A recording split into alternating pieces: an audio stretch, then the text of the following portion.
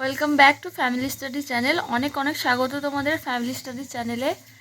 Class 5-এর গণিতের third unit টেস্টের 50 নম্বরের যে পরীক্ষাটা হবে তার সাজেশন আজকে তোমাদেরকে দিচ্ছি। সেই সাজেশনের আনসারগুলো খুব ভালো করে প্র্যাকটিস করে যাবে। তোমাদের সময় থাকবে 1 ঘন্টা 30 মিনিট, আর ফুল নাম্বার হচ্ছে পূর্ণমান 50। গণিতের যেসব প্রশ্ন আছে সেই উত্তরগুলো আমি করে দেবো। চলো, প্রথমেই একের দাগের প্রশ্নের 1 নম্বর করে 10টা প্রশ্নের উত্তর দিতে হবে। দেখো, বলেছে লব গ্রেটার দেন হর হলে এরকম ভগ্নাংশকে কি ধরনের ভগ্নাংশ বলে? তোমাদের একটু এক্সাম্পল দিয়ে এটা একটা বুঝিয়ে দিচ্ছি। দেখো, ধরো লব 1 আর 5 হর। ওপরেরটাকে কি বলা হয়? লব। আর নিচেরটাকে কি বলা হয়? হর। তাই তো। এবার হর বলেছে বড়, এইটা মানে কি? যেই দিকে হাঁ থাকবে সেই দিকটা হবে বড়, তাহলে হর বড়। আর লব কি? লব ছোট। লব ছোট, তাহলে এরকম ভগ্নাংশ হচ্ছে কি ভগ্নাংশ? প্রকৃত ভগ্নাংশ। ঠিক আছে। নেক্সট, যে ব্যাস ব্যাসার্ধের কত গুণ? দেখো, ব্যাস ব্যাসার্ধের দ্বিগুণ। গয়ের দাগের দেখো, শ্রমিক ও দিন সংখ্যার মধ্যে কি ধরনের সম্পর্ক হয়? শ্রমিক ও দিন সংখ্যার মধ্যে বিপরীত সম্পর্ক হয়। নেক্সট দেখো, বলেছে লোক সংখ্যা অপরিবর্তিত রেখে কাজের পরিমাণ বাড়ালে সময় কমবে না বাড়বে? উত্তর কি হবে? সময় বাড়বে। উঙ্গার দাগে দেখো, একতল বিশিষ্ট ঘনবস্তুর উদাহরণ কি? গোলক। একতল বিশিষ্ট ঘনবস্তুর উদাহরণ হলো গোলক। নেক্সট বলেছে একটি ফাঁপা চোঙের তল সংখ্যা কয়টি? উত্তর দেখো, একটি ফাঁপা চোঙের তল সংখ্যা হচ্ছে 3টি। নেক্সট বলেছে 1 ডজন ডিমের দাম 72 টাকা হলে একটি ডিমের দাম কত?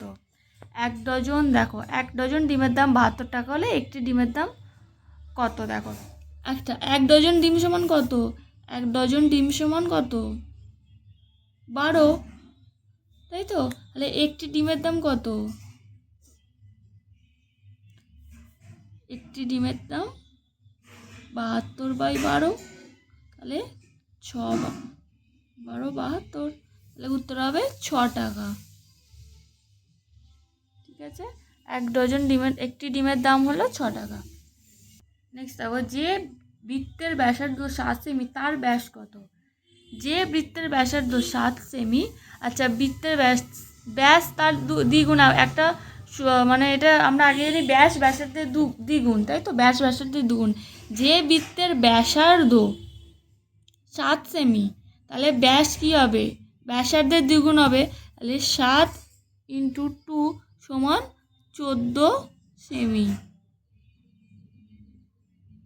ঠিক আছে, 14 সেমি উত্তর হবে। তারপরে দেখো, বলেছে কোণ মাপার একক কি? কোণ মাপার একক হলো ডিগ্রি। নেক্সট দেখো, দুটি বিন্দু দিয়ে কতগুলি সরলরেখা আঁকতে পারি? দুটি বিন্দু দিয়ে একটি সরলরেখা আঁকতে পারি। আমরা যদি এরকম দুটি বিন্দু নিই, তাহলে কটা সরলরেখা আঁকতে পারবো? একটা আঁকতে পারবো। যদি এরকম করে নিই, একটা সরলরেখা আঁকতে পারবো। তো তাহলে দুটি বিন্দু দিয়ে একটি সরলরেখা আঁকতে পারবো, একটি সরলরেখা। 2-এর দাগের 5 নম্বর আছে, 1 নম্বর করে 5টা প্রশ্ন। শূন্যস্থান পূরণ করো। 11/9 হলো একটি কি ভগ্নাংশ? এই কিছুক্ষণ আগেই দেখালাম, একটা প্রকৃত ভগ্নাংশ। আর অপ্রকৃত, এইটা হচ্ছে অপ্রকৃত। কেন? ওপরে আছে বড় আর নিচে আছে ছোট, তাই জন্য এটা হলো অপ্রকৃত ভগ্নাংশ। ঠিক আছে। নেক্সট হচ্ছে সমকোণী ত্রিভুজের 90 ডিগ্রি কোণের বিপরীত বাহুটির নাম কি? দেখো, সমকোণী ত্রিভুজের 90 ডিগ্রি কোণের বিপরীত বাহুটির নাম হলো অতিভুজ। নেক্সট দেখো, বর্গাকার ক্ষেত্রে একটি বাহুর দৈর্ঘ্য কত? বর্গাকার ক্ষেত্রের একটি বাহুর দৈর্ঘ্য পরিসীমা ভাজিতক 4। একটি বিন্দু দিয়ে কটি সরলরেখা আঁকতে পারি? অসংখ্য। একটি বিন্দু দিয়ে অসংখ্য সরলরেখা আঁকতে পারি। 7, 8, 3, 9 সংখ্যাটির শতকের ঘরের স্থানীয় মান কত? খুব সহজ।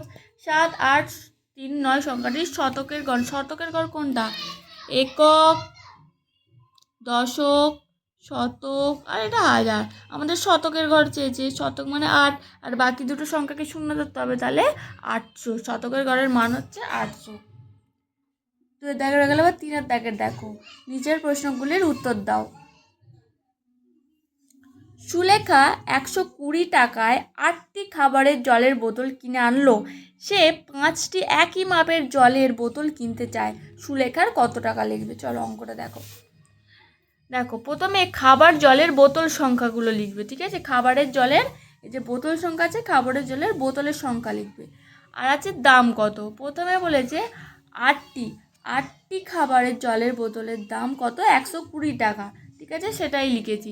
8টি খাবারের জলের বোতলের সংখ্যা মানে কটা আছে? 8টির দাম হচ্ছে 120 টাকা। তাহলে একটির দাম আগে কত বার করব, তারপরে কত বার করতে বলেছে? 5টির দাম, তাই তো? 5টির দাম কত বার করতে বলেছে? আগে একটির বার করব, তারপর 5টির বার করব। তাহলে দেখো 8টি খাবার জলের বোতলের দাম 120 টাকা, ঠিক আছে? তাহলে একটি খাবার জলের বোতলের দাম 120 ভাগ 8, তাহলে 15 টাকা বেরিয়ে গেল। এবার আসল উত্তরটা হচ্ছে 5টি।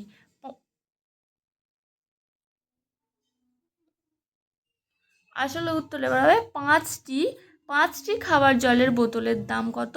এই যে 15 টাকাটা বেরোলো, 15 × 5 সমান 5 15 75 টাকা। তাহলে সুলেখার 75 টাকা লাগবে, ঠিক আছে?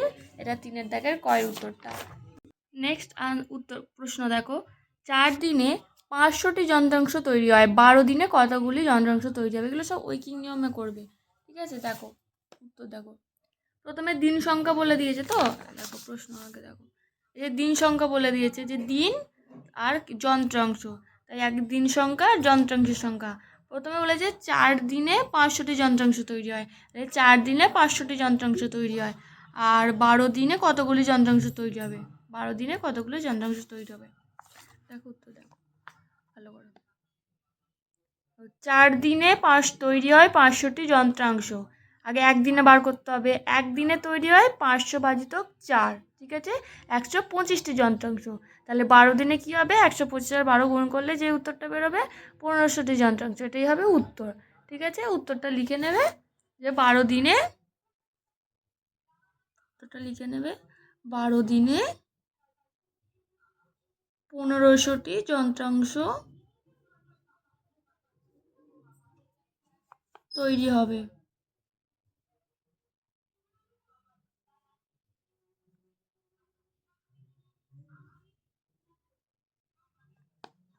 এবার পরের প্রশ্ন দেখো। 14টি পাম্প মেশিন 200 দিনে 28,000 লিটার জল তুলতে পারে। 20টি পাম্প মেশিন 125 দিনে কত লিটার জল তুলবে? মানে পাম্প মেশিন আছে, লিটার মানে জল, আর দিন সংখ্যা আছে, ঠিক আছে? 3টে করে করতে হবে, এতক্ষণ 2টো করে হচ্ছিল, এবার 3টে করে করতে হবে। দেখো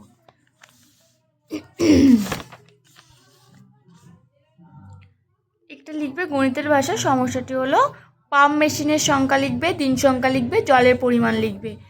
প্রথমে বলেছে 14টি পাম্প মেশিন 200 দিনে 28,000 লিটার জল তুলতে পারে। প্রথমে সেটাই আছে, 14টি পাম্প মেশিন 200 দিনে 28,000 লিটার জল তুলতে পারে। আর এই 20টি পাম্প মেশিন 125 দিনে কত লিটার জল তুলবে? 20টি পাম্প মেশিন 125 দিনে কত লিটার জল তুলতে পারবে? আগে প্রথমে দেখে নিই, এটা যেরকমভাবে লিখতে হবে, যে 14টি পাম্প মেশিন 200 দিনে জল তুলতে পারবে 28,000 লিটার। তাহলে 14টি পাম্প মেশিন একদিনে জল তুলতে পারে কত লিটার? 28,000 বাই 200, এটা কাটাকুটি করলে এই শূন্য কেটে গেল। এবার এটা 2-এর সঙ্গে 280 কাটাকুটি করলে 140, ঠিক আছে? 140 লিটার হবে, এখানে হবে 140 লিটার। এখানে কিন্তু উত্তর শেষ না, এবার করতে হবে এবার একটা বার করতে হবে। একটি পাম্প মেশিনে একদিনে বার করতে হবে, একদিনে জল তুলতে পারে কত লিটার বার করতে হবে। কত উত্তর বেরোলো? 140 বাই কত আছে এখানে? 140 বাই 14। এই যে পাম্প মেশিনের সংখ্যা কত? 14 লিটার, 14। তাহলে এটা কাটাকুটি করলে হবে 14 × 10 140, এখানে হবে 10 লিটার, ঠিক আছে? এবার বার করতে হবে একটি পাম্প মেশিনে 125 দিনে জল তুলতে পারবে কত? 10, এই যে 10 গুণিত 125, এই যে 10 বেরোলো, 10 গুণিত 125-এর সাথে গুণ করলে হবে 1250 লিটার, ঠিক আছে? আর এবার 20টা বার করতে হবে। 20টি পাম্প মেশিনে 125 দিনে জল তুলতে পারে কত? এই যে এটা উত্তরটা বেরোলো 1250 গুণ কত? 20। এটা গুণ করলে হবে উত্তর কত? 25,000 লিটার।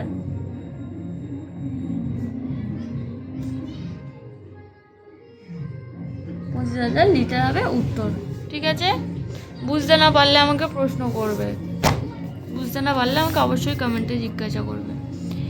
তারপর প্রশ্ন দেখো, 4 জন লোক প্রতিদিন 6 ঘন্টা করে কাজ করে, 14 দিনে একটি কাজ শেষ করতে পারেন।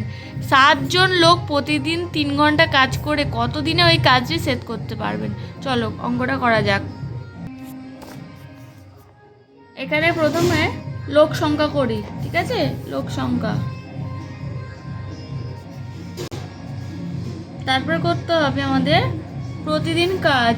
6 ঘন্টা করে প্রতিদিন বলেছে, প্রতিদিন কাজ। তারপরে বলেছে জলের পরিমাণ, তারপরে বলেছে দিন সংখ্যা।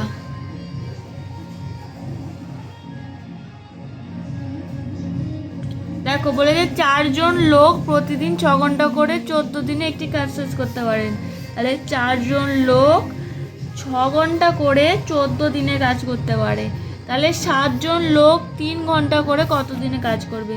7 জন লোক 3 ঘন্টা করে কত দিনে কাজ করতে পারবে? চলো দেখো, লিখতে হবে। আগে লিখবে 4 জন লোক রোজ 6 ঘন্টা করে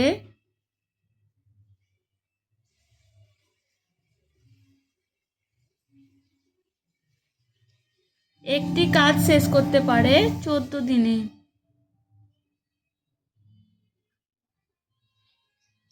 শেষ করতে পারে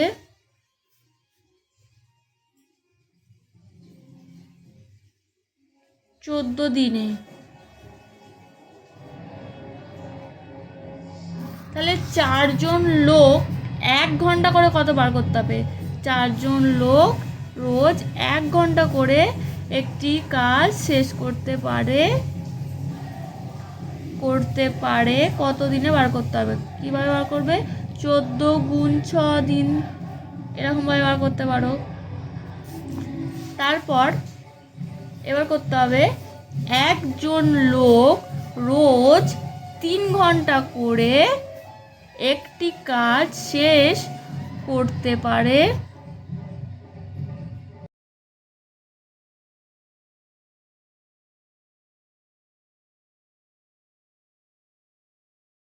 তাহলে কি হবে? 14 গুণ 6 গুণ 4।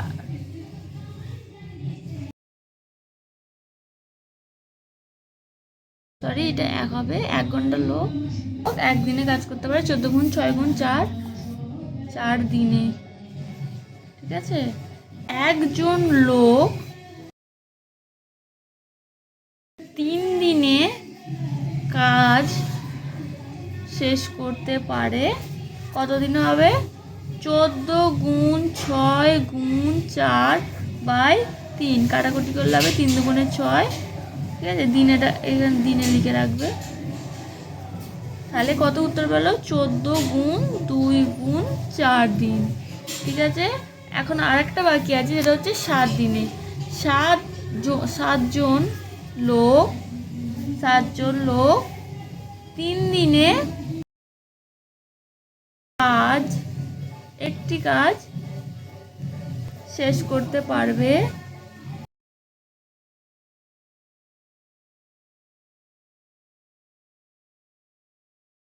14 গুণ 2 গুণ 4/7।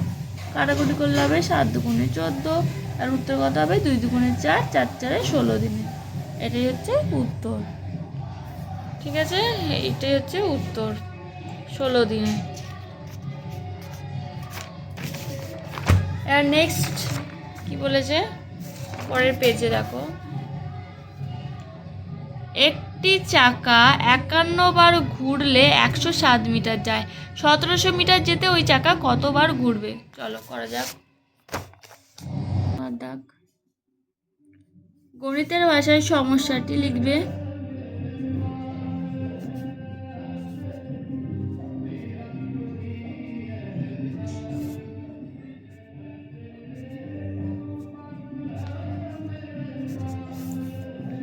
দূরত্ব, কারণ এখানে দূরত্ব বলেছে, আর চাকা ঘোড়ার সংখ্যা।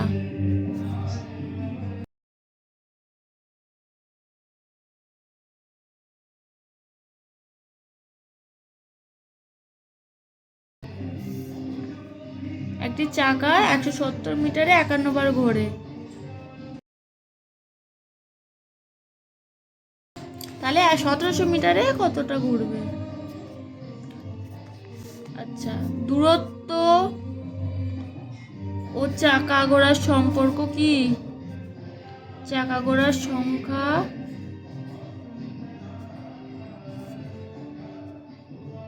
পরস্পর কোন সম্পর্কে আছে? সরল সম্পর্কে। পরস্পর সরল সম্পর্কে আছে।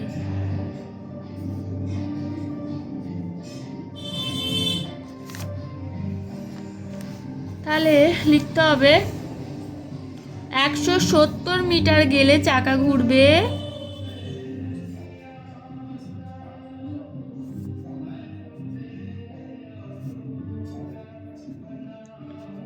51 বার, তাই তো? তাহলে 1 মিটারে গেলে চাকা ঘুরবে 51/170 বার। এই 1700 মিটার গেলে চাকা ঘুরবে 51 গুণ 1700/170 বার। তাহলে কাটাকুটি করলে 17 10 170, তাহলে 510 বার উত্তর। ওকে, 510 বার উত্তর হবে। নেক্সট, ঘনবস্তু কাকে বলে? উদাহরণ দাও। দেখো ঘনবস্তু কাকে বলে, উদাহরণ দেখো। ঘনবস্তু কাকে বলে? দেখো, ঘনবস্তু হচ্ছে যে বস্তুর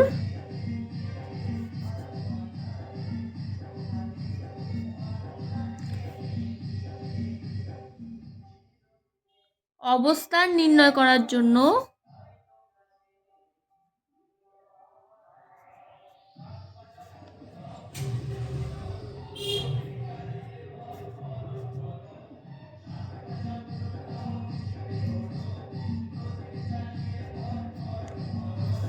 তিনটি মাত্রা, অর্থাৎ তিনটি মাত্রা অর্থাৎ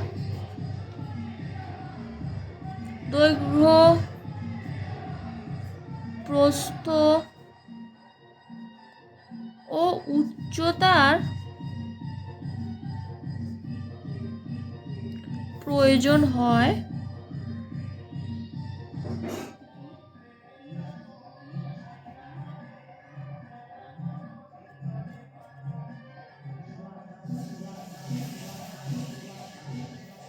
এবং এদের সাহায্যে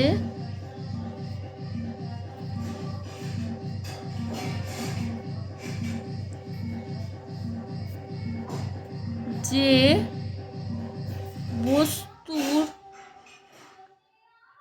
অবস্থান নির্ণয় করা হয়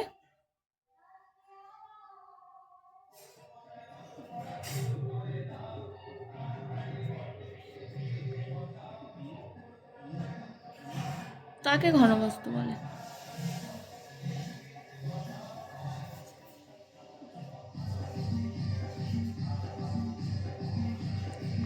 আরেকটা বলা যাবে শর্ট করে, দেখো, ত্রিমাত্রিক জগতে যে বস্তু স্থান দখল করে, ত্রিমাত্রিক জগতে যে বস্তু স্থান দখল করে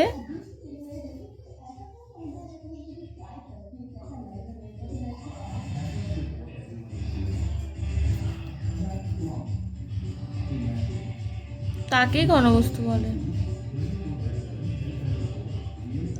উদাহরণ চেয়েছে তো ওখানে, উদাহরণ।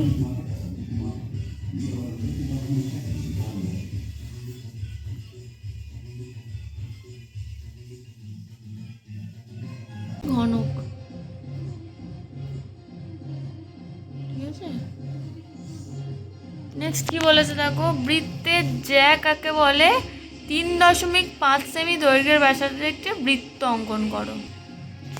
আগে বৃত্তের জ্যা, বৃত্তের জ্যা, জ্যা দেখো, কোনো বৃত্তের বক্ররেখার যে কোনো বৃত্তের বক্ররেখার যে কোনো দুটি বিন্দুকে কোনো সরলরেখা দ্বারা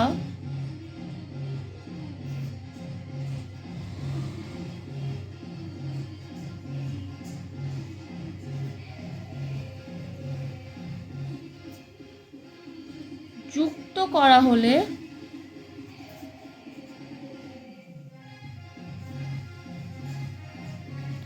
যে রেখাংশটি পাওয়া যায়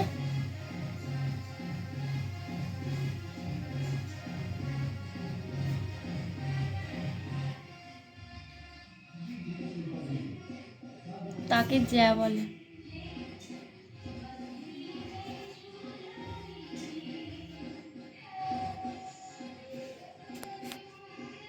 বাহুভেদে ত্রিভুজ কত প্রকার ও কি কি সেটা লিখে দিচ্ছি দেখো। বাহুভেদে ত্রিভুজ 3 প্রকার। কি কি? একটা হচ্ছে সমবাহু ত্রিভুজ, প্রথম হচ্ছে সমবাহু ত্রিভুজ, দ্বিতীয় হচ্ছে সমদ্বিবাহু ত্রিভুজ, আর একটা হচ্ছে বিষমবাহু ত্রিভুজ। নেক্সট বিষমবাহু ত্রিভুজ।